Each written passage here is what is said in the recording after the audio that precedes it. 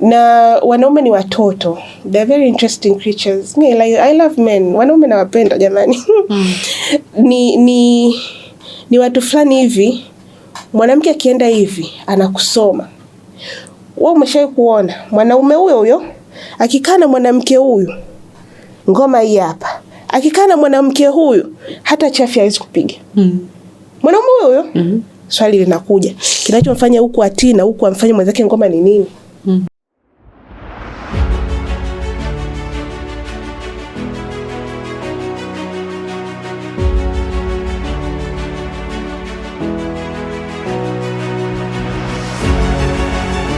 Habari yako mdau wa kipindi chetu pendwa cha Fix You with Cameroon. Karibu tena kwenye episode nyingine tuliyokuandalia leo.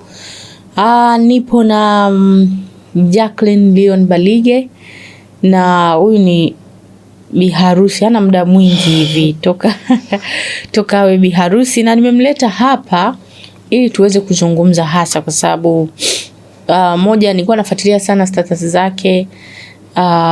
Moja ya vitu nilitaka kujua kutoka kwake ni aliwezaje kuhimili pressure ya kuambiwa unaolewa lini, sasa hivi umri umeenda, unasubiri nini, vitu kama hivyo. Kwa hiyo nilikuwa natamani sana kufanya mazungumzo naye, aliwezaje kuhandle pressure. Jacqueline ameolewa akiwa na umri wa miaka 34, ambapo kwa jamii yetu ukiwa na miaka hiyo unaonekana yani umezeeka sana, na ameolewa akiwa hana mtoto, akiwa tu Jackie kama alivyo. Kwa hiyo natamani kujua safari yake katika kusubiri mtu sahihi, katika kupambana na mindset, mitazamo tofauti ya kijamii juu yake.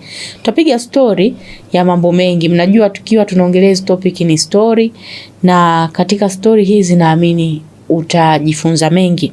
Jacqueline ni nani? Ni mkufunzi huyu kwa mambo ya kujitambua, afya ya akili pamoja na afya ya hisia. Hivi ndio vitu ambavyo ana coach watu katika kazi zake za kila siku. Kwa karibu sana kwenye episode hii. Kaa mkao, chukua popcorn, kaa mkao wa kupata madini. Karibu sana Jacqueline. Asante sana Irene. Hongera sana kuolewa. Asante, Mungu ni mwema. Ni hatua ile. Ni hatua. Kwani wewe ndoa kwako ni nini? Kuolewa ni nini yani kwako? Kwangu kuolewa, ndoa, maana hayo ni mambo vyote viwili. Tuanze na kuolewa afuta kuja ndoa.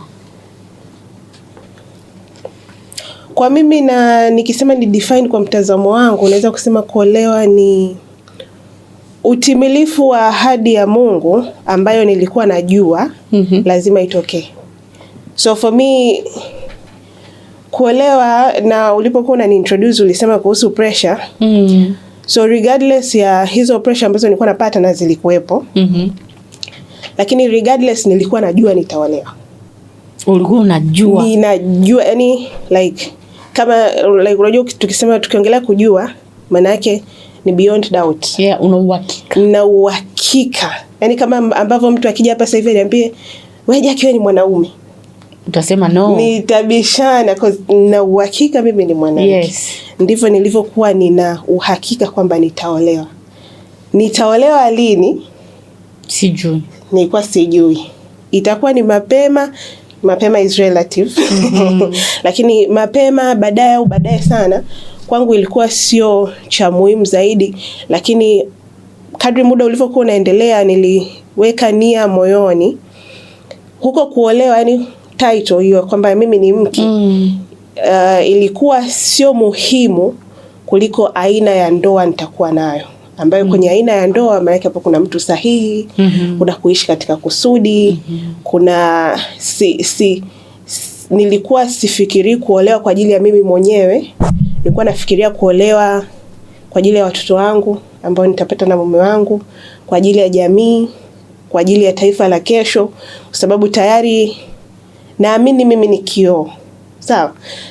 Hata kama hiyo representation ya kioo ni kwa mimi na familia na watu wangu wa kazini na watu wanaonizunguka na jamii ambayo inanizunguka, lakini kwenye hiyo representation kila kioo kita reflect nini. Kwa mimi hicho kilikuwa ni muhimu sana kwangu, pamoja na kusudi la Mungu.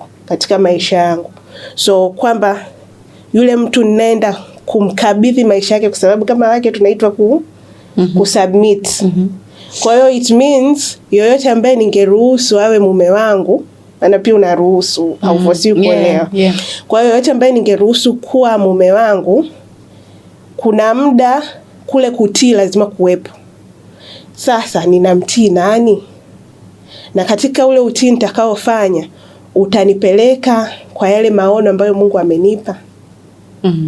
Kwa hiyo hayo mambo yote mimi kwangu nilikuwa na ya consider kwamba ni mume wangu ndio, lakini ni mume ambaye amenibeba mimi na maono yangu, familia yangu, watoto wangu, ndugu zangu, marafiki zangu, hivyo.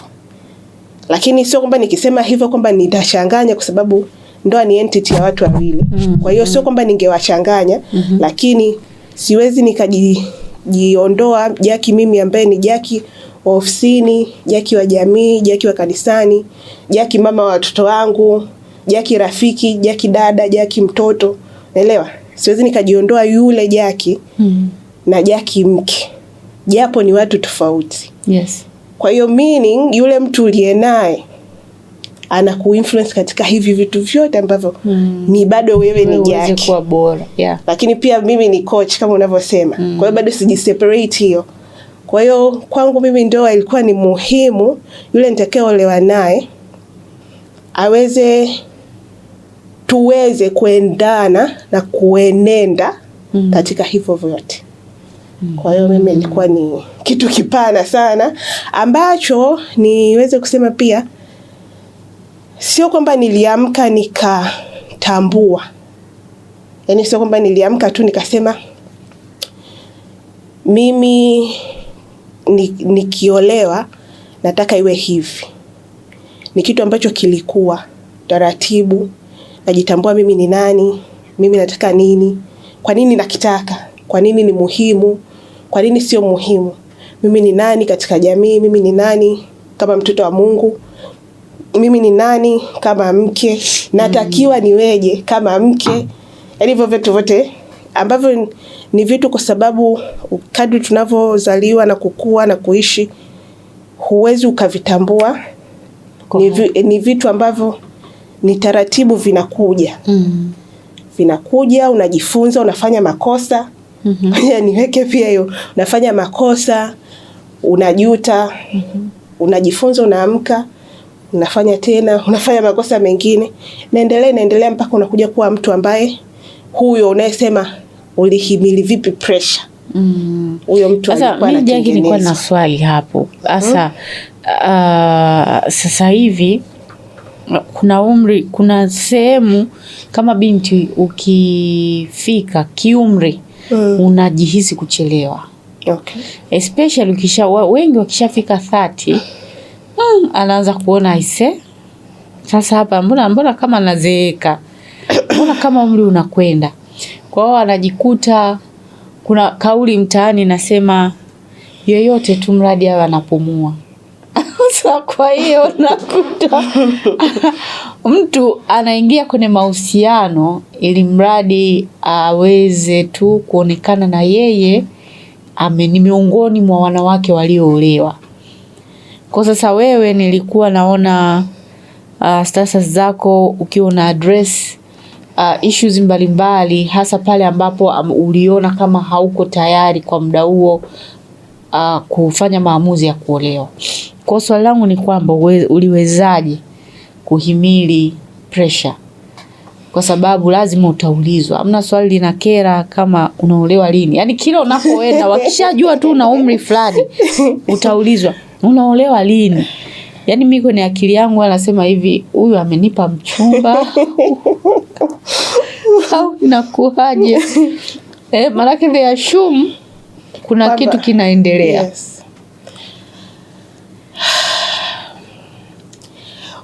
Kwangu binafsi kuna nyanja mbalimbali ya hilo swali. Lakini wakati unauliza swali pia ulisema kitu cha ulikuwa hauko tayari. So nafikiri labda ni grooming ya nyumbani. tulikuzwa katika misingi ya kuwa mkweli. Okay. Kuwa mkweli, lakini pia tulipewa nafasi ya kuwa mkweli. Nikisema hivyo namaanisha mimi nimekuwa kwenye nyumba ambayo kunaweza kukatokea household conflict ambazo zinakuwepo, yani nyumbani mnafarakana, hamuelewani. Babangu alikuwa anafanya kitu kimoja, hicho nakikumbuka kabisa. Mnaitwa wote, whether upo mama, baba, dada wa kazi, sijui ndugu na kadhalika. Kama kuna issue nyumbani, wote mnaitwa, mnaulizwa what happened. Kila mtu anasema mtazamo wake na kila mtu anasema mtazamo wa the version ya hiyo issue. Unaelewa? Kwa kila mtu anachangia tufanyeje.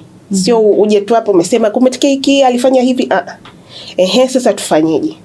So nafikiri hicho kitu kilinijenga mimi kama mtoto mpaka nikaja kuwa kwamba kuelewa, kusimamia unachokiamini na unachotaka kukifanya ni sahihi na kitapokelewa. Kwa sababu unajua tukiwa katika nyumba zetu ndio sehemu ambapo tunakuwa groomed jinsi tutakavyokuwa kama binadamu wa baadaye. Pale ndo napata model ya mwanaume aweje kwa kumwangalia babangu, napata model ya mama aweje. Hata tunavyoishi na ndugu zangu pale ndo napata kwamba okay, hii ndo jamii inavyotakiwa kuwa. Kwa nafikiri hicho, kwa hiyo confidence ndani ya nafsi yangu nilikuwa naona siko tayari kwa ministry, kwa huduma ya kuwa mke. Ilikuwa swala hata sio kuolewa, kwa sababu kama nilivyosema mwanzoni nitaolewa, yani hiyo pana nitaolewa. Na okay, pia niseme kuna mtu ananisikiliza anaweza kusema hivi wewe unapata wapi confidence, yani unajikuta nani? Lakini hapo kuna level nyingine ya kukua ambayo naomba niongelee. Ni kukua katika kweli. Mimi kama Mkristo, kweli yangu ninaitoa from my source. Exactly. Aliyeniumba mimi, aliyenitengeneza mimi. Nasemaga kama kuna painting, mtu ameenda amechora pale, na tuchukulie kuna hizi wanaita abstract painting ambazo mtu ameenda tu amechanganya rangi pale, ukienda kuangalia hivyo sasa ni nini? Wewe huelewi. Mara nyingi zinakuwa ziko open for interpretation. Sawa, lakini kama unataka kuelewa maana vizuri, lazima umfuate yule mchoraji, mwambie samani, hivi hapo ulikuwa unamaanisha nini? Afu pale atakwambia hapa mimi nilikuwa sijui nini. Kwa kama painter ni creator wa ule mchoraji, ya ule mchoro. Maana na mimi kuna mtu aliyenitengeneza kuwa nilivyo. Ndio. Kwa hiyo ilibidi niende kwanza nikajielewe kutoka kwake. Wewe ni nani? Mimi ni nani kwa vision yake, sio mimi ni nani kutokana na nilichofundishwa huku. Hiyo ni side tofauti. Kwa hiyo ya kusema nina hakika, mimi nilitoa katika neno. Nilikuwa nasema kabisa Mungu ulisema kwenye na Isaya 34:16. Kwenye hii ulisema hakuna hata mmoja atakusa mwenzi wake wa kufanana naye. Ndio very complete. So sio mwenzi tu, mwenzi wa aina gani? Kwa mimi nilisimama hiyo nikashikilia hivi nikasema kama neno la Mungu ni kweli na amina, basi itakuwa. Itatukuaje mimi sijui. Kwa hiyo ni part 1. So hiyo confidence ilitoka hapo. Baada ya hapo hiyo nikairelease. Hasa hapa tunarudi nyuma tena kwamba umeshajua utapata. Then what? Kwa hiyo kuna hiyo ministry ya kuwa mke, kwamba kuwa mke ni huduma ambayo watu wengi, mfano mimi nitakuuliza, wapo watu wengi sana hata au wanasema ukifika miaka 30 umechelewa. Unaenda wapi? Umechelewa kufanya nini? Haya sasa umeitwa Mrs. Flani. Then what? Naelewa. Na watu wengi ambayo mimi nafikiri pia hilo ni tatizo, wana akili zao zinaganda kwenye harusi. Basi nitumie akili inaishia kwenye harusi. Wanasahau ndoa.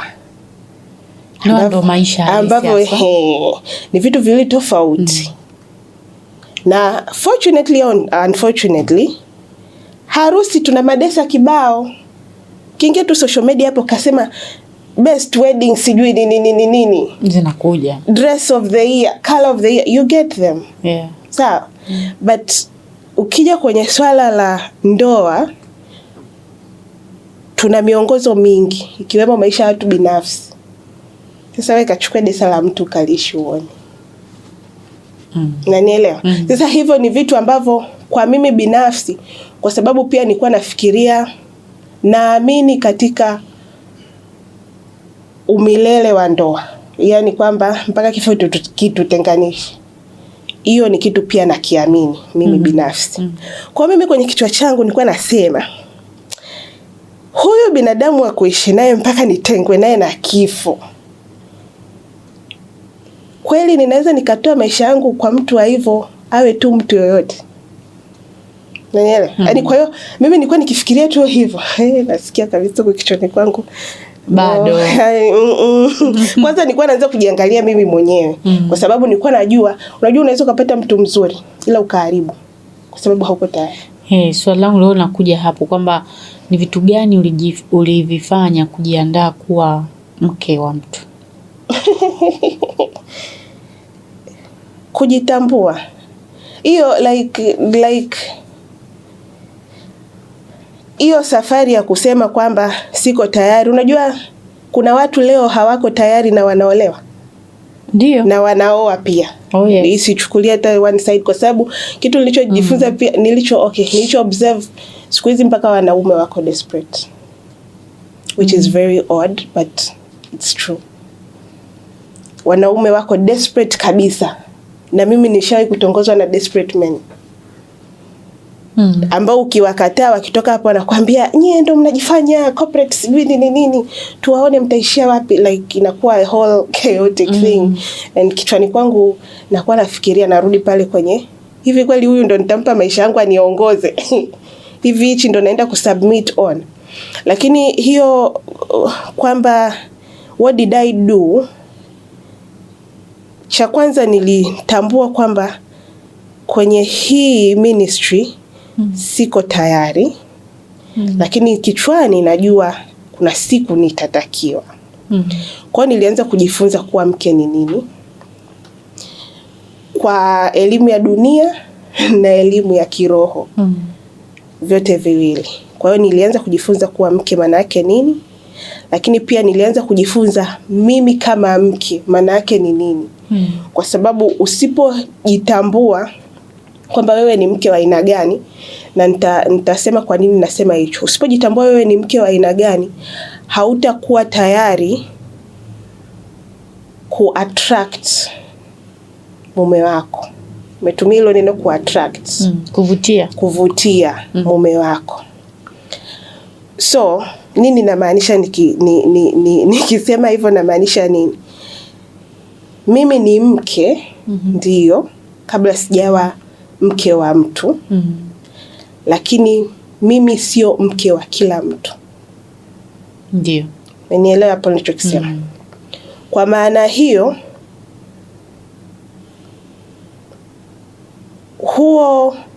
yani hiyo uke ni kama job description. Kwa mfano ukisema labda mimi ni accountant, kuna job descriptions zinakuja hapo, sawa?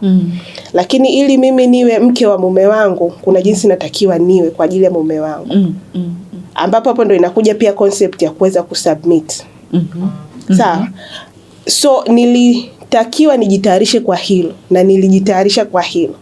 Lakini pia siwezi nika-attract mume wangu bila kuelewa mimi ni mtu wa aina gani. Ambayo hiyo ilikuwa kwa hiyo ilitokea kwa namna hii. Of course kabla sijampata mume wangu nilikuwa na watu wengine. Sawa? Like nimekuwa na mahusiano mengine. Kwenye hayo mahusiano mengine mimi nilikuwa mtu ambaye nikisikia moyoni mwangu this is not it, like sijui ni nini, lakini sina amani ya kuendelea hapa. Ni mtu ambaye nilikuwa na communicate, labda kama ni tabia labda hupendi, uta communicate, nitasema mara ya kwanza, ya pili, afu itafika muda nitanyamaza. Nikinyamaza hapo naanza mentally emotionally naanza beba vya kwangu kuondoka. So nilikuwa na hiyo elimination method nilikuwa naifanya sana. Lakini kuna kipindi na nafikiri hii ndio ilipelekea pia, ilikuwa ni transition ya kuwa ya utayari, kwa sababu unajua uamki ukawa tayari. Yes. Hii ilipelekea transition ya utayari. Nikafikia nikasema okay, nikafanya evaluation, nikaangalia watu wote ambao nimekuwa nao kwenye relationship, nikaona wote wana character fulani hivi ambazo zinaendana. It's like umedate mtu mmoja kwa sura tofauti. Unanielewa? And all of them obviously they're not your husbands. So hizo sura tofauti. Kwa hiyo nikakaa chini nikaevaluate, nikasemaje, unajua kuna hichi kitu kinaendelea kwenye jamii ambacho ukigombana na mtu kwenye mahusiano tunaanza kusema wanaume sijui nini, like you less, yani wewe ndio umekosea. Lakini kuna muda inabidi ukae chini utafakari, useme ndio ni kweli nimekosea, lakini kama mimi nimekuwa na watu 10, and that is not my number, but again kama niko na watu 10 the common factor ya watu 10 ni wewe. Ndio. So aren't you the problem maybe? Kwani wewe sio tatizo? Inakuwaje unakuwa na watu 10? Kwa nini watu 10? Yes, hata wewe ndio unawafahamu. Unanielewa? Na hata kama katika watu 10 wote umewaacha wewe. Ndio. Unaelewa? Wote wewe ndio umesema lakini yani wewe ni mtu gani ushindwane na watu 10? Na hapo nimechukulia kuna watu wana numbers. Namba kubwa. Ni mfano, unaelewa? Lakini kwa nini wewe ukose? Kuna mtu anaingia kwenye mahusiano leo anakaa miezi 2 anaolewa. Unaelewa? Ndio. Wapo hao watu. Ni rare cases lakini wapo. Kuna mtu atakata kwenye mahusiano na mtu mmoja hata ni miaka 10 ila ndio atamuoa. Unaelewa? So mimi hapa ambaye narukaruka hivi shida yangu ni nini? Kwa hiyo nilikaa chini, nikafanya evaluation, nikagundua wote wana same characters. Then I was like, okay, kuna kitu ndani yangu hakiko sawa. Katika akili yangu, katika mtazamo wangu, katika jinsi ninavyowazia mahusiano na kuna kitu hakiko sawa. Mimi nilikuwa ni mtu ambaye nilikuwa siamini katika nataka mwanaume mrefu, sijui nini. Yaani nilikuwa naangaliaga watu nasemaga hivi nyie. Unaelewa? Lakini ilikuja kufikia kipindi nikasema kuna msemo unasema ujinga ni kufanya the same thing over and over again bila matokeo. Unafanya kitu hicho alafu unategemea matokeo tofauti. Yes. So nikakaa siku baada ya kufanya hiyo evaluation, kwanza nikajigundua okay, probably mimi ni tatizo. Na hapo nikisema tatizo naomba niongelee kwa wale watu ambao hawezi kujichanganua vizuri. Inawezekana wewe ni tatizo nzuri. Mfano, baada ya kufanya hiyo evaluation nikaja kugundua amongst other things. Nitaisema I'm too much. Like I am too much yani ile nilikuwa nasema mimi ni mke lakini sio mke wa kila mtu. Ndio. So meaning wakati nilikuwa najaribu kuwa mke wa kila mtu nilikuwa nashindwa like understand, kuelewa kwamba mimi sio mke wa kila mtu. Naelewa mimi ni mke wa mume wangu. Sasa ile kujaribu kuwa mke wa kila mtu, wale watu ambao nilikuwa nawapata nilikuwa nikiwaambia kitu kidogo ambacho mimi naona ni sahihi na kina usahihi kabisa katika maisha ya mahusiano na kuwa mke na mume, kwao inakuwa too much. Inakuwa ni yani kitu kikubwa. Ni kikubwa na kizito kufanya, yani inaonekana unataka zaidi na zaidi Na hiyo haikuishia tu kwenye mahusiano nilionayo. Iliendelea hata kwa watu baki ambao wananiambia unaolewa lini? Punguza basi kuchagua sana. Ila wewe nawe ni mkali, punguza ukali. Ila wewe nawe uko too strict. Mwanaume aongeleshwi hivyo. Utaishi, you get. I know I'm speaking to somebody. Kuna mtu yani anapitia. Mwanamke gani una nini? wanawake kwanza walio na hela wasifanye nini? Mwanamke una akili nyingi hivyo, wanaume hatutaki wanawake sasa. Hatutaki wanawake wenye akili nyingi. Sasa kwa hiyo nifanyaje? Ndio nishazaliwa na akili. Unanielewa? So unaona hicho kisema. So this is how I used to flip it. Mtu anaweza kaniambia tatizo lako na akili nyingi sana. Wewe mwanaume gani atakuna nini? Naambia nishazaliwa hivyo, sasa nitafanyaje? Unaona mimi nimeichukua hivyo nikasema sasa nitafanyaje? Nimeichukulia hizi nimemove on. Mwingine akiambiwa hivyo anaanza kushrink. Anajibadilisha yani anakuwa tofauti kabisa.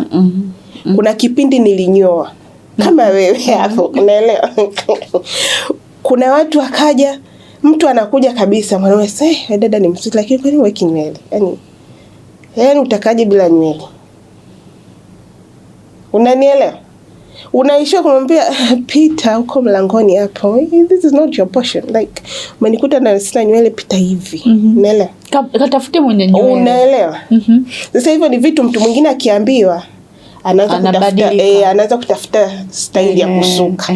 Unaelewa? Na Jackie, hapo you are raising a very good point, kwa sababu tuko na wanawake kwenye jamii ambao imewabidi kubadilika kutoka katika nature yao ili kumaccommodate mwanaume. Yani mwanamke huyu ni mpambanaji, ana akili, ana uwezo, she's a package. And a half. Naomba tu jamii kubali kwamba kuna wanawake wana energy jamani ya utafutaji. Kuna wanawake wana akili. Kuna wanawake sio wabwetekaji. Yaani kuna wanawake wanajiweza. Jamii ifike mahala ikubali. Msiwavunje hawa wanawake. Unakuta mwanamke ana shrink, anabidi ajidogodeshe ili ampe nafasi ambayo huyu mwanaume hana hiyo nafasi. Naomba tukumbuke. Kwa hiyo uko kudogodesha ni zaidi tu kwamba mwanaume anasema, na naomba pia niweke very clear. Hii sio vita kati ya wanawake na wanaume. This like hicho sicho ninachokisema hapa. Lakini mwanaume badala yeye anakukuta ulivo, anahitaji kupanda kama hajafika. Kwanza kwa nini apande? Inabidi tuwe tunafuata. No, it's okay kwa sababu kuna ya kufanana ni kweli, lakini kuna nitaisema hivi, binadamu, unajua binadamu kuna vitu vingi vinatu affect. Okay. Tumchukulie mwanaume ambaye amepitia maisha magumu kutoka katika mkono wa mwanamke. Okay. Does that make sense? Okay. Na tumchukulie huyu mwanamke alikuwa ni mama yake aliyemtesa. Okay. Kwa bahati nzuri au mbaya akapata mke ambaye alifanya vile kama mama yake. Kwa sababu naye anachagua based on that trauma. Unaelewa? So and then anakutana na mtu ambaye yuko mkamilifu. Okay, whole. I don't know the Swahili way. Lakini ukimtazama kwa sababu tunaona, alafu pia sisi wanawake kwa sababu tumepewa umama ndani yetu, we have the sixth sense, ile namna ya kudadavua mambo kwa namna ya tofauti. Na kuna theory nyingi kwa hii. Kuna watu wanasema sisi tulikaa zaidi rohoni. Kuna watu wanasema tulipiga story na nyoka, sijui alituambia nini. It's the same concept. But again, kuna kitu ndani yetu ambacho kinaweza kuona zaidi ya hapa mbele. Kwa mwanaume akija tu hivi kwako, unaona na unajua. Tatizo sasa ndo vinakuja vikwazo. Umri, unaolewa lini? Kuna wengine labda unakuta, and I'm not attacking watu wenye watoto tayari for whatever reason wametokea, lakini tayari ameshajiwazia mimi niko na watoto hapa, nani atanioa? Unaelewa? Hivyo vitu vyote vinakuaffect katika maamuzi. Kwa hiyo unakuta mwanaume amekuja wa hivyo ambaye hayupo pale ulipo, lakini ndani yake ukuu wa kifalme upo. Acha bwana. Nimeeleweka nilichokisema? Ndio. Kuna mtu anakuja ukuu wake haujadhihirika. Yes. Na wewe kama mke ambaye ni msaidizi ndio unatakiwa utoe ule ukuu kutoka ndani ulete juu. Okay. Kuna muda kama mke ukimwangalia hivi mtu unaona ule ukuu, na hiyo mamlaka ya kuutoa kuleta juu iko ndani yako. Ndio maana umeitwa kuwa msaidizi. Preaching. Unanielewa? So sisemi kwamba kuna wanaume anaweza kaja kuwa chini ukaanza kusema it's not my type. Uwe na hekima ya kutosha, uelewe umeletewa nini kinachotakiwa kutolewa. Na hiyo mimi naisema it's also a personal experience. Sawa? Now, kwa hiyo ya kuwa chini sio shida. Unaweza kumzidi mwanaume kila kitu, lakini linakuwa ni jukumu lako kumpeleka huko anakotakiwa kufika. Lakini sasa tunakuja upande wa pili. Ni lazima uwe na jicho la kiroho. Ndio, lakini mimi nasema ndani yetu, and again, kikawaida hivi Jackie, kwa kweli of course, kwa sababu tayari wanawake nikiposti sijui kama wataelewa. Of course tayari tumechakachuliwa kama binadamu. Yes. Tumechakachuliwa na udunia, na uovu, na ukawaida, na mambo ndo yako hivi. Sisi ndo tunavyofanya. Mimi nina pesa bwana, mimi sijui nini, utaniambia nini. Mambo ni mengi. Tumeshachakachuliwa. Kwa hiyo like ule sijui semeje, clarity of thought inakuwa tayari haiko, yani hauna ule uhalisia. Yes, like kuna ule uhalisia ambao ni halisi. Achana na uhalisia kama unavyouona. Kuna uhalisia halisi wa kifikra. Yes, yani halisia ambacho huo uhalisia sio kwamba unakuja tu. Kwa sababu tayari mimi niko duniani, nimeshaumizwa. Nimeshasikia mengi. The women's movement ambayo we are powerful, nini. Juzi nimesikiliza kitu nikasema, kuna mtu ni wazungu of course wanafanya podcast, wanaelezea benefits of being divorced as a woman. Wacha bwana. Yani ni serious kabisa, kama hivi tunavyopiga story. So mmoja amekuwa divorced, mwingine ameolewa. Asa aliyekuwa divorced anamconvince mwenzake, anamwambia hakuna muda nimewahi kujisikia kwamba yani nimekuwa mkuu kama kwanza nilivyoachana na mume wangu. Na yule dada yuko kabisa, yani unamwona kabisa hivi anakuwa convinced, yani kabisa unaelewa. Hakuwa interested. Yani kabisa yuko hivyo. Ni mtu actually repost mkaka, akawa anasema haya ndo matatizo ambayo yako kwenye jamii yetu, like hebu uona. Na yule dada anaongea with confidence ambayo kama huna elimu na utashi wenye usahihi, unachukua unabeba. Unaenda nao. Unaelewa? Kwa hiyo tayari sisi tumechakachuliwa. Katika huko kuchakachuliwa kuna vitu vingi sana hatuwezi kung'amua kwa usahihi. Yes. Ambayo inapelekea tusifikirie kwa usahihi, lakini pia tusiamue kwa usahihi. Yes. Naelewa. Lakini pia tusione. Maana kama hiyo nasema mtu anakuja ukimwangalia hivi, hata kama una maumivu, kuna kitu kinakuwa kwa sababu wote tuna kitu tunaitwa roho ya Mungu. Yes. Sijui wengine wanahitaji, lakini wote kuna kile kitu kinachokuambia usifanye, huwa kuna uongozi kutokea ndani. Yes. Wote tuna kila mtu. Hata mtu ambaye tukimwangalia hivi tunasema ni mdhambi vipi. Kuna muda akikaa mwenyewe, hata yeye udhambi wake anakaa anasema hivi nafanya hivi. Hii sio sawa. Kwa hiyo wote tunao huo muongozo. Lakini jinsi gani ufuate huo muongozo, ndio hapo tunakuja kwamba ni process, yani inabidi uwe umeenda deep kiasi gani, umejitakatisha na kujifunza na yani hiyo ni process ambayo kila mtu inabidi aifanye kwa ubinafsi wake. Ukiweza kusikiliza kama nimekusikiliza vizuri, inaanzia pale unapokuwa mkweli kwako mwenyewe. Very much. Pale unapoamua kusema unajua nini, nikae chini. Unaangalia zile patterns. Sawa, walikuwa na matatizo. Ndio. Lakini na mimi kuna sehemu nimechangia.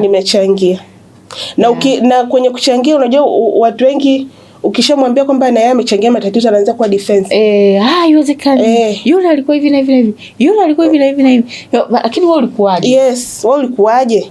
Na katika usahihi, wewe unaweza ukawa sahihi kwa mtu ila ukawa hauko sahihi kabisa kwa mwingine. Yule anayekuambia kwamba wewe hauko sahihi kwangu hajakosea, yani usimlazimishe awe unaelewa. Ndio maana tunakwambia hajakosea. Yes. You have to fix yourself, my friend. Hajakosea. Kwa hiyo ukiona tu kwamba kwenye hii ninayoambiwa nimekosea. Sasa isiwe bifu. Ni kwamba ni kweli wewe sio sahihi kwake. Hivyo tu yani. Na ukubali chap chap, maana chap ukimaliza usogee uende. Usikae hapo sana. Nilikuwa nawaambiaga back then when I was single, nilikuwa nawaambia wanaume and they used to find me rude for it. Na nilikuwa naisema kiutani cause nilikuwa najua but I was also serious about it. Nilikuwa naambia wewe sijui nini, anakuja labda nakwambia no I'm not interested, and then they would lash out on me kwamba like usijifanye hivi na nini. And nilikuwa nawaambia unaziba njia, toka hapo mlangoni kuna mtu anioni, toka unaelewa. So I would say it as a joke, but even though tunatakiwa tuwe kubali, tusipotezeane muda yani kwa yani kubali kwamba wewe for this woman you're not, na wewe mdada kubali. Unajua kuna ile unaweza kumuona mkaka ukamtamani ukampenda ukatamani yawe wako, lakini ukikaa vizuri kitafakari ni umetamani tu jamani mkaka handsome au hela. Money is very big as an influence squeeze. Lakini ukikaa ukitafakari ile nayo kwambia mimi naweza kuwa mke for this person, naona kabisa yani kuna watu ukiangalia hivi unasema hivi mke wako anafanyaje jamani, hizo ni tabia za wapi? Lakini ukienda kumwona mke wake hana shida naye kabisa. Unaelewa? So that's the same case. Kwa hiyo nataka ukao wewe hukua na vigezo vya nje. Nilikuwa sina vigezo vya nje, ila yani ulikuwa utaki mfupi, mrefu, mwembamba, mnene. Hiyo. Lakini ndio hiyo nakwambia baada ya kukaa kwenye patterns nikasema ile ya usifanye vitu the same way. Nikaeka list yangu. Kwa hiyo wewe hata subiri sasa. Nikaweka list, na hiyo list niweka miaka 2 kabla ya kukutana mume wangu. To be honest, niliweka ile listi, nikaandika vitu vingi, na vitu vingi vilikuwa pia based mambo ya kiroho na based na my calling na vitu nilikuwa nataka kufanya in the future. Kwa hiyo vitu vingi kwa sababu by then nimeshajitambua, nimeshajua vitu vingi ninavyotaka. Kwa hiyo niliweka ile list kwa mara ya kwanza kwenye maisha yangu. Ile list nilisoma nafikiri mara 3. Sawa. Nikaifunga, nikaisahau. Ukiniambia leo ile list ilikuwa inasema nini, nakumbuka labda kama vitu kama 10 havitafika. Yani ukiniambia ni vitaji kutoka kichwani kama 10 havitafika. Ila list ile ilikuwa na karibia mambo 32. I was doing 1 2 3, unaelewa? That was 2 years ago. Kitu ile list ilinisaidia kufanya ni akili yangu ilishift. Nikaanza kutokukubali watu kutokana na wanacho ni present. Kuna mtu anakuja, akija ile wiki ya kwanza unasema oh God, neno lako hili hapa, unaelewa? Amecheka yani, ila kikaa wiki ya 2 ya 3 unaweza kusema hichi ni nini? Kitu kinachotokea ambalo inakuwa ni tatizo, na nahisi ni tatizo ambalo linafunga wanawake wengi siku hizi na wanaume, but mimi nasema wanawake wengi ni tayari, kwa sababu una ile list, kwa sababu amekuja wiki ya kwanza ametick zile listi zako karibia vitu 25 kama vilikuwa 30, you are like I can compromise on the 5. Lakini inawezekana zile 5 ni core 5. Unaelewa? Ambazo zinabadilisha maisha yenu kabisa. Sawa? So ile list ilinisaidia, nikasipotezi muda. Before unaweza kaa na mtu kashangaa mmeza miezi 6, mnaruka tu hapo, na wakati kwanza wiki ya 2 umeona nini hichi tena, naelewa? So ile list ilinisaidia, I'm wasting my time here. Lakini pia ilinisaidia mimi kufocus, lakini pia kutokuwa distracted, which is also focusing, lakini kutokuwa distracted in the wrong things. Naelewa? Dinners, money, sex. Kuna men who are very manipulative because they've spent a lot, wametumia muda mwingi na wanawake wengi. So wanajua psychology ya mwanamke. Ambaye anaweza kampata mwanamke yoyote. Hawa wanaume wapo. Unaelewa? Kwa hiyo anajua nikienda kwa mwanamke yule, yani nikiongea hivi na hivi, mule kaingia. Hata wewe una msimamo kiasi gani, uchomoi. Unaelewa? Sasa huyu mwanaume wa hivi utampanguaje kama hujui unachokitaka? Unanielewa? Unaelewa? Kwa hiyo atakuja wiki ya kwanza, wiki ya pili, na mimi nimesema binadamu tuko hivi, mwanamke, mwanaume, lakini pia particularly wanaume, kwa sababu hawako designed kuwa multifaceted kama sisi. Hawana ile capability ya kufanya vitu vingi. Kwa hiyo ukimtikisa kidogo atoka kwenye reli. Naelewa? Lakini sasa kwa sababu ana bank on wewe mwanamke usimtikisi, au akwambie uongo fulani hivi uingie line. So kuna namna ukikomaa unamtoa kwenye reli. Naelewa? Lakini hiyo ukikomaa sasa huwezi kuondoka mwenyewe. Yani wala you don't have to say anything. Yeye mwenyewe tu. Naelewa?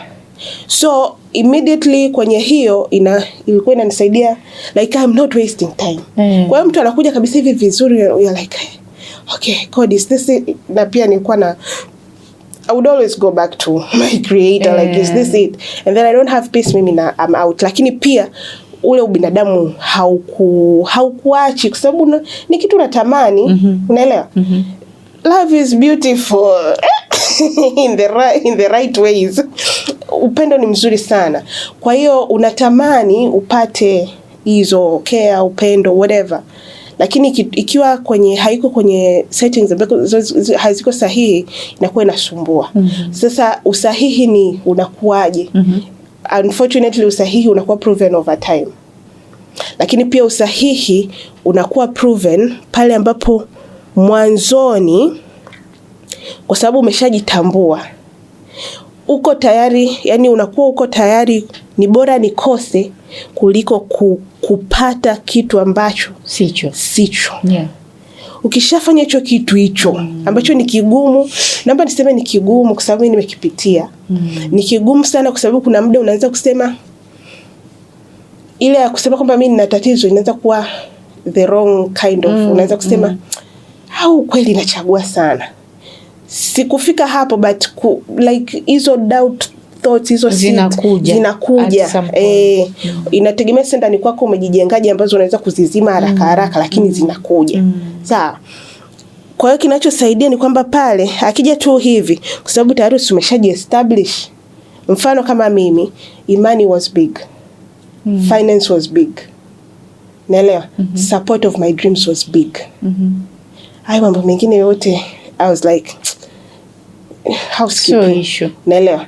Kwa hiyo kwenye hivyo vitu vitatu nilikuwa kabisa nitakaa be soft nini, lakini kuna siku tu nitakuleta. Nitakupiga swali moja ambalo nataka nikuone umo au deep. Unaelewa? Ukichomoa yani like hivyo. Na wengi hawajibu because it's very difficult. So kama mfano wa swali. Let's say on finance. Here is an awkward question. Kwa Kiswahili. Mshahara wako shingapi? Unauliza hivyo? Direct. Yes. Sio tunakuwa mwili mmoja jamani. Mimi si nitakupa hela yangu. Mshahara wako shingapi? Na madeni. Unajua nini kuhusu kuinvest? Unaelewa? Haya ni maswali marahisi ila ni magumu. Ambayo kwa mtu kwanza ukimuuliza mwanaume hivyo afu mwanamke ndo unauliza, tayari ni intimidation. Because watu wengi they don't have their money game right. Hawajui maisha yao ya fedha. Wengi hawajui. So mimi kichwani kwangu ni rahisi. Kichwani kwangu sio kwamba ninatafuta mtu tajiri ambaye au labda kila kitu kiko sawa. Lakini wewe unakuja kwa mume wangu, nitakuja nikupe my bank account. Unaelewa? Nitakuja ni kuambia tupange maisha. Mimi wakati nataka kununua bond, nataka ninunue hisa, utaniambia tununue gari. Where and where? Kwa naona automatically tutakuwa mwelekeo mmoja ambayo inakuwa ni tatizo. Yes. Lakini pia unakuta familia manake maendeleo. Naelewa, familia manake maendeleo. Sasa tutafanyaje maendeleo? Na hapo hautafuti hata kwamba huyu mtu ni tajiri kiasi gani. Assuming hiyo sio goal yako. Like kitu nilichokuwa natafuta hapo ni kwanza huyu mtu anaweza kaniambia ukweli. Kuna mtu ana kazi. Unaelewa? Anasema kiukweli mimi bado najitafuta, sijakaa vizuri, lakini mipango yangu ni 1 2 3. Hicho ni kitu ambacho kinafungua conversation ya kumtambua mtu. Yes. Unaelewa? Na automatically mtu, kwa sababu fedha ni kitu sensitive, yani unaelewa? Hata mimi mwenyewe, hata wewe mwenyewe sio rahisi kwenda kuongelea mambo yako ya fedha kwa mtu yoyote. Unaelewa? Kwa hiyo automatically ukishafungua hiyo, unaweza kutambua akili ya huyo mtu ikoje, na je hiyo akili yake kwenye hicho kitu mtaenenda, mtafika. Kwa sababu ndo watu wa hivyo unakuta mmeingia kwenye ndoa, wewe umeanza kujipanga maisha yako yakae vizuri, kesho anakuambia acha kazi, sitaki kukuona, nataka kukuona unakaa hapa nyumbani. Sawa. Mtafikaje? Hamwezi kufika. Na wakati Mungu kaweka utajiri ndani yako kama mwanamke. Na hii siongelei generally, naongelea kwamba kabisa moyoni mwako unajua, kama nilivyosema najua nitaolewa. Unajua kabisa Mungu amekupa uniquely utakuwa tajiri. Afu wewe umeenda kuokotana na mtu anakuambia sitaki kukuona unatengeneza hela. Unaelewa? Narudi pale kwenye ile point yangu, watu wengi wanaangalia harusi. Wanasahau ndoa. Na mimi kama msaidizi au labda nimeanzia mbali, naweza nikauliza hapo kwenye fedha. Nikaa nimeshamsoma kwamba huyu mtu labda hapendi kuongelea haya mambo. Nikamuuliza, nini malengo yako? Na kama mke unategemea nitakusaidiaje katika hayo malengo? Mtu ambaye hajitayarisha hilo jibu anajibu analitoa kutoka wapi? Hana. Umeshajua hana, unajibebisha vitu gani? Ili iweje? Ili muende wapi? Ili muende wapi? Na wadada wanajidanganya. Mimi naomba kusema wadada mnajidanganya. Hatuko designed yani hiyo submission ni kitu kimewekwa ndani yetu. Nitakuelezea kimetoka wapi. Submission unamaanisha kutii. Yani kimewekwa ndani yetu ambacho hata uwe na hela vipi, hata uwe una power vipi, lazima utafanyika kuwa mtumwa wa mume wako. Nakumbuka hilo neno limetoka wapi? Sikumbuka. Genesis. Pale baada ya tunda sijui ni nini, Eva alipewa pale mambo yake, utazaa kwa uchungu sijui na utakuwa mtumwa kwa mume wako. Tukifikaga hapo sasa, tukifikaga watu wabishane na ukweli. Unajua like na hapa mimi naongea kama a very powerful woman. Yes. Siongei kama mtu ambaye anajihisi sijui ni no. Naongea kama a very powerful woman na najua hiyo nguvu ndani yangu, najua ninayo. Lakini hicho kitu hakiondoki. Kwa lazima at some point lazima utasubmit. Yes. Na hiyo pia like kingine, kuna wanaume ambao ukikutana kuna mwanaume ambaye anakufanya uwe mwanaume zaidi utoke kwenye wanawake wako. Feminine masculine energy. Naelewa? Ukitaka kujua una mwanaume sahihi, atakurudisha kwenye feminine. Mimi najua kwa sababu nimechukua muda mrefu sana kwa masculine, kwa sababu it's a protective mechanism kwangu. Inabidi usurvive hii dunia itupendi kiasi hicho, unanielewa? Okay. Kwa hiyo nimekuwa mkakamavu muda mrefu. But nitakwambia mimi nimempata mume wangu huyu ambaye niko naye sasa hivi. I'm like a baby girl. Kuna muda mpaka nasema ni mimi. Ni mimi. So that was not my problem. Tunarudi pale kwamba inawezekana mimi ni tatizo, lakini ulikuwa sio tatizo katika utatizo. Ile unanielewa? Like literally naweza nikakaa nikaomba kitu cha and then I'm like okay, kumbe nilikuwa tu sijapata kunidekeza, ila najua kudeka. Na hiyo haikuondoi hiyo power ndani yako, haiondoki, ipo. Lakini yule mwanaume anakuwa a safe place enough, na nikisema hivyo sio kwamba anaondoa kwamba sijui atakutesa, sijui atakunyanyasa. No. Sisi ni multipliers. Kinipa amani nitakupa nyumba iliyojaa amani. Kinipa mbegu nitakupa mtoto. Kinipa fedha zako nitakupa mikakati, we will go there. Oh yeah. Unaelewa? Huo ndo usaidizi. Kinipa matatizo I will magnify. Nitakuletea mengi kwa kadri ya uwezo wangu. Jackie umetisha sana nimekubali. It had to take time for you to get here. Yes. Ilibidi chukue muda ili tumpate huyu Jackie huyu. Na naamini kabisa ningeolewa any other time. Na ngoja nikwambie, my first marriage proposal nilipata 2015.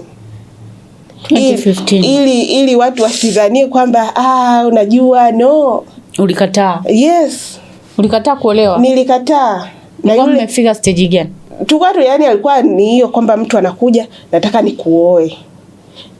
Something ambacho mume wangu pia amekuja kufanya sasa hivi. Mume wangu naye amekuja kwa style mimi, na aliniambia very straight. Na actually mimi na mume wangu hiyo ni personal testimony ambayo nimesema siku Mungu akiruhusu nitaitoa. Mimi nimekutana mwaka jana nilisema nitaitoa kwa ufupi. Mwaka jana nilisema hii biashara ya dating it's not my portion. Subiri kwanza, unaelewa? But mwanzo wa mwaka, wakati napanga malengo ya mwaka, nilifanya kitu cha tofauti. Nikasema again ile kufanya kitu hicho kwa namna hiyo kila siku bila matokeo. Nikasema Mungu, huu mwaka mimi na wewe tutatengeneza huu mwaka. Naomba uniambie tunafanya nini. Nilienda kabisa restaurant and I had a date with God. Okay. Nikaambia Roho Mtakatifu. Nikachukua karatasi na daftari. Nikaambia Mungu, tunafanya nini mwaka huu? Kitu cha kwanza kilichokuja kwenye akili, niliandika engagement. Mind you, hapo nimetoka kwenye heartbreak. Nimetoka kuachana na mtu wiki iliyoisha. Kwa hiyo niko kwenye heartbreak. Iliyonipelekea kusema sitaki kusikia mahusiano hapa. Kwanza ninaona nazidi kuzingua. Unaelewa? Nikasema Mungu, tunafanya nini? Kitu cha kwanza kilikuja ni engagement. Nikaanza kubishana, nikasema engagement ipi tena? Si nimetoka kanisani, nilikuwa ni Jumapili. Sitoka kanisani nimesema jamani sasa hivi mimi na wewe na mambo mengine ya maisha. Engagement gani? Nikasikia hivyo engagement. Sawa, nilikoleza. Hicho kitabu leo kiniuliza kiko wapi sijui. Kaandika pale engagement. Nikasema nimesema mimi na wewe tunafanya nini? Hamna shida Muda wa kukutana na mume wangu ndio yeye kujitayarisha ni muhimu. Muda wa kukutana na mume wangu alikuja hivi. Nimekuona, alikuwa ananifuatilia muda mrefu. Cause kumbe mimi ni socialite bana, sijuaje. Acha wewe. Ananifuatilia muda mrefu. Kwa hiyo yeye kabla ya kuja kwangu sio kwamba alikurupuka. Alichukua his time, he came to me. Kwa alivyokuja na mimi kuna namna nilikuwa na utulivu. Yaani enzi hizo hapo nilivyokuwa mimi nilikuwa watu akija hivi nawasikiliza naambia I'm not interested. Imeisha hivyo yani. Sina kona yani imeisha hivyo. Ila alivyokuja ukaka nikamsikiliza karibia lisaa plus. Anaongea peke yake, mimi namsikiliza tu. Akaconclude kwa kusema sitaki kuchezea, sitaki kupoteza muda wako na pia usinipotezee muda wangu. Kama hauko tayari, aliniuliza maswali mawili. Katika stories zake aliniuliza maswali mawili. Umeolewa? Hapana. Una mchumba? Hapana. Kaniambia okay, ni hivi. Mimi intention yangu ni hii. Kama unahisi huwezi, naomba usinipotezee muda, sikupotezee muda. Kwa mara ya kwanza sikumjibu mtu I'm not interested, kwa sababu hapo kashatumia muda wake lisaa. Kwanza hiyo siku hata sikuwa sitaki kwenda kumuona. Anyway, that's not important. Nikamwambia ndo umeniambia. Kilikuwa kiko kwenye kichwa changu. Nikampa timeline ambayo ikanipa mimi pia timeline. Nikamwambia naomba mwezi huu. Afu kama bahati sijui ilikuwa ndo Mungu alipanga, tuliongea tarehe 1 ya huo mwezi tu, ilikuwa ni tarehe 1. Kwa mwezi unakuwa ikifika tarehe fulani umekamilika. Nikamwambia naomba mwezi huu 1.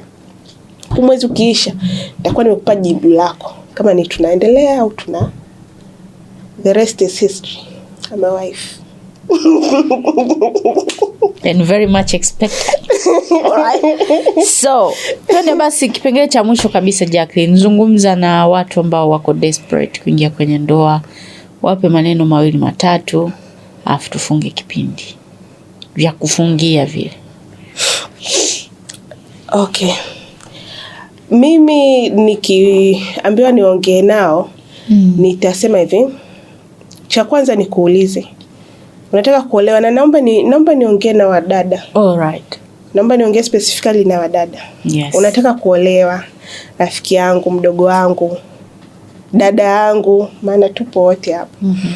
Unataka kuolewa. Kwa nini unataka kuolewa? Utaitwa Mrs. I don't know who. Alafu. Okay, utaitwa mama fulani. Alafu. Uko ndani unakoenda kuna mume wako, labda huyo mume wako ana watoto, utakuwa mama wa kambo. Labda wewe una watoto, watakuwa na baba wa kambo. Kuna dada zake, kuna mama zake, kuna ndugu, anti, shangazi, mjomba. Kuna rafiki zake wenye tabia za kila aina. Naelewa. Kuna ofisini kwake, kama Mungu amemjalia yuko vizuri, kuna associates wake. Unataka kuolewa. Harusi tumekula, harusi kubwa, gauni umevaa, shela nzuri. Tumeshapiga picha, MC kaitwa. Alafu nini kinaendelea?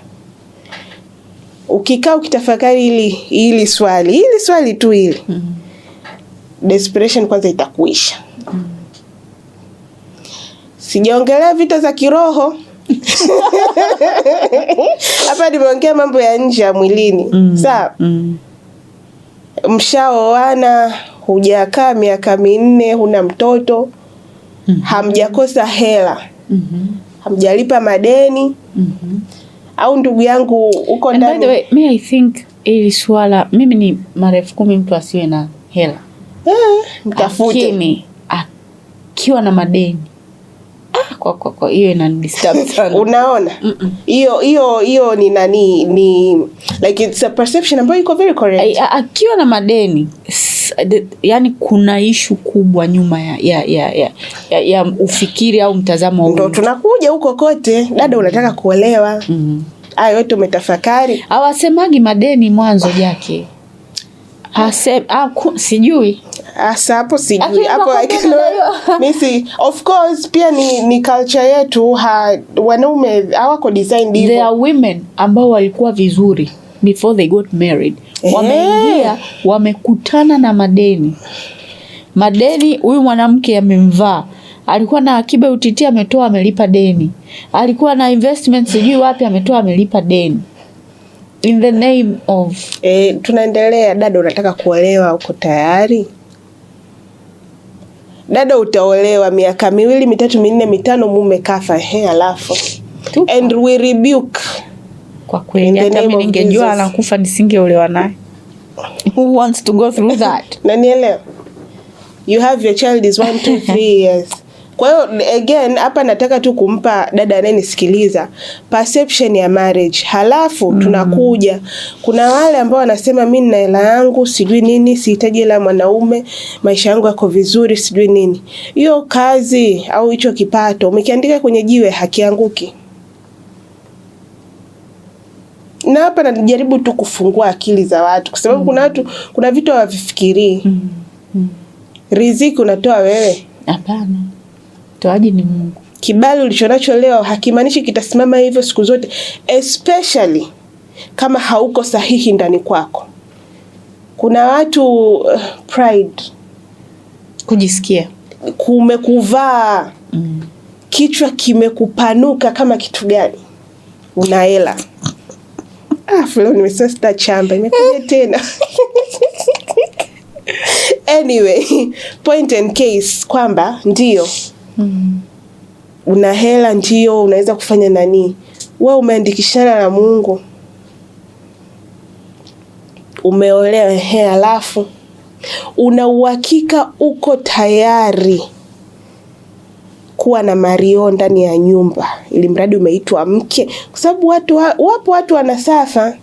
Hizi ni cases za watu hapa, mimi naongelea mifano ya watu ambao mtu unasikiliza story, mtu ameenda kushitu kwa sababu anasema mimi mume wangu hanipi chochote, hafanyi chochote, kazi yake ni kukaa tu ndani. Leo una hela, uko tayari, unasema utateke, una uhakika. Na pia kingine, wanaume they are not built kuwa Mario. Yeah. Kwa sababu ule wanaume wake ni kama vile unamuisha. Ndio utamlisha, lakini hata kuwa na thamani kwako. Ataenda kutafuta, atachukua hela zako akatafuta mtu ambaye akienda akifika kule kwake anajisikia ni mwanaume zaidi. Kibesi kinatoa. Unaelewa? Uko tayari? Unaogopa umri nini? Tunahitaji story ngapi za ziada ili ya kwako iongezeke kwa story? Unahitaji story ngapi za abuse ili na kwako iwe moja hapo?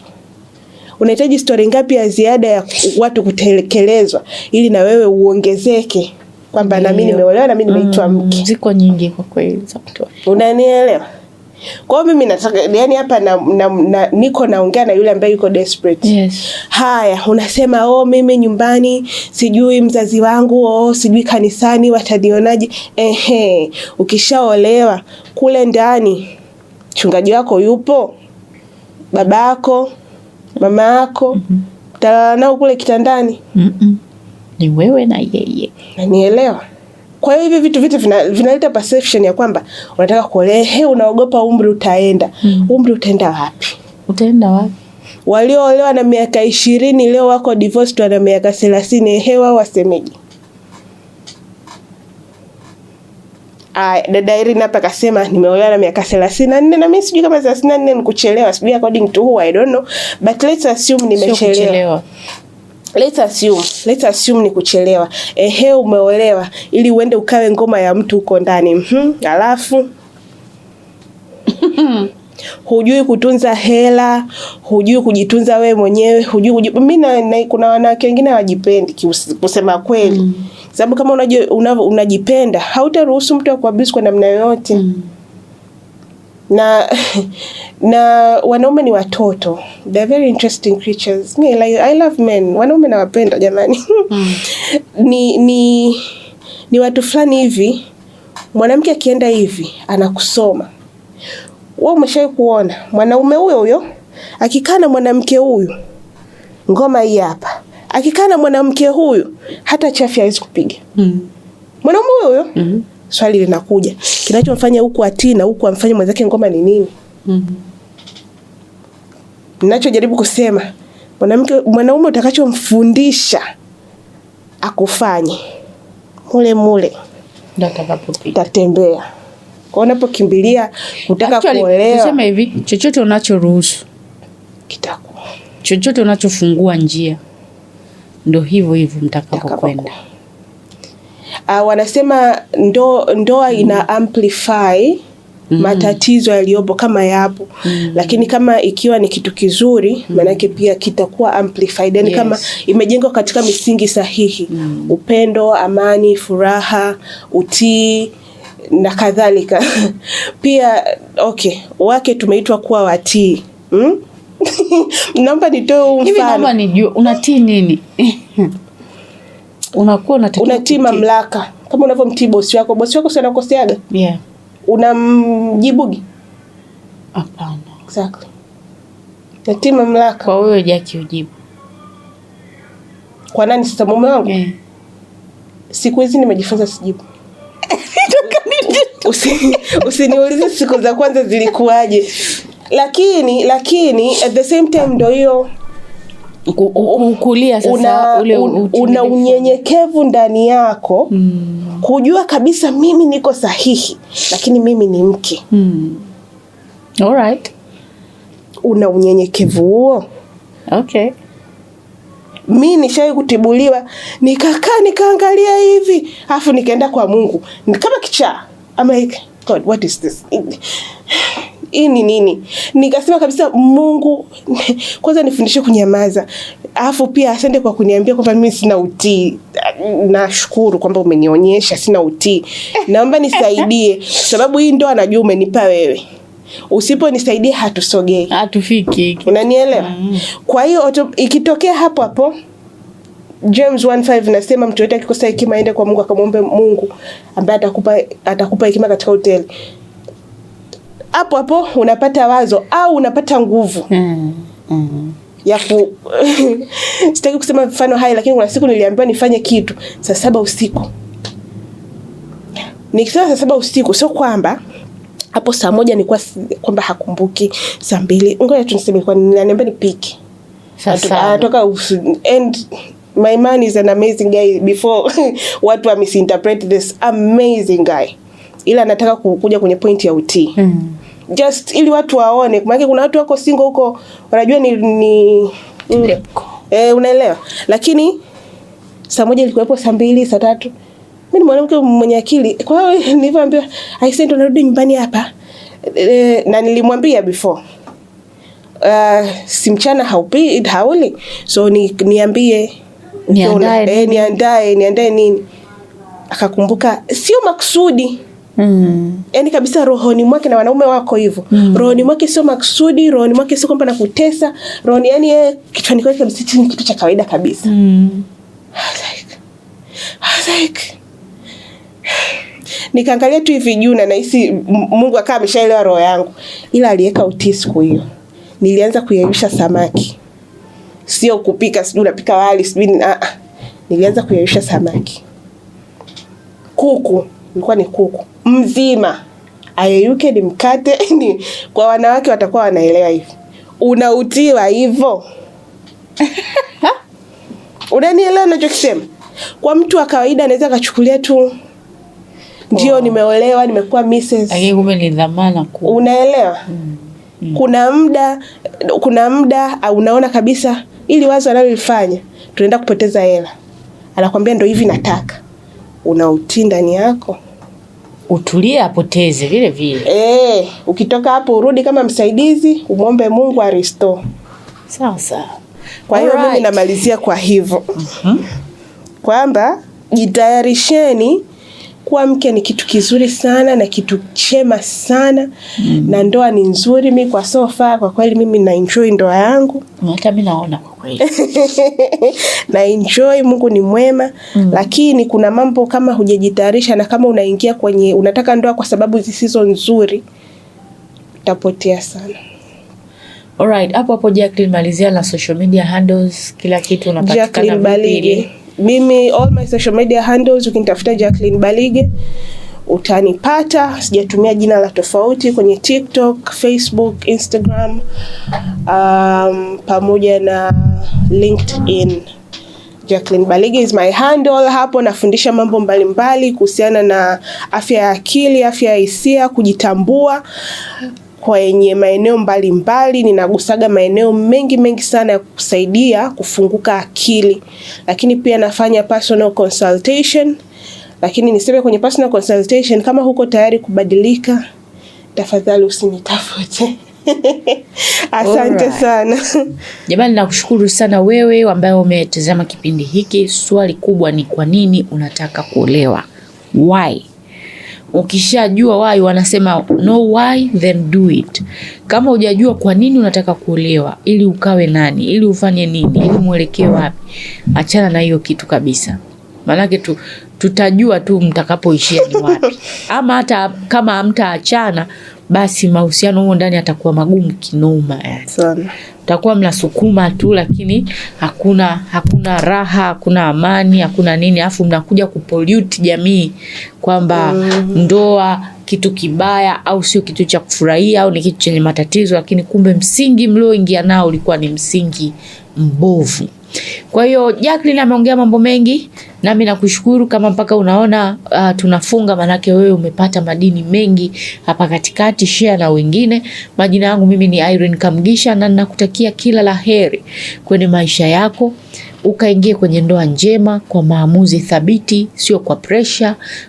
Usiingie kwa kwa kuhamasishwa, kwa kuhimizwa, au kwa sababu umeona social media watu wanapiga picha nzuri wanapost, basi nawe ukatamani sana kuingia kwenye ndoa. Ingia kwa sababu umeelimika, umepata taarifa sahihi, hivyo unaamua kabisa kutoka moyoni kwamba sasa ninaingia kwenye majira mapya ya maisha yangu. Unaweza ukanifuatilia Instagram kama Irene Kamugisha _ TikTok, X pamoja na Facebook ni Irene Kamugisha. Mpaka hapo tukutane tena episode ijayo.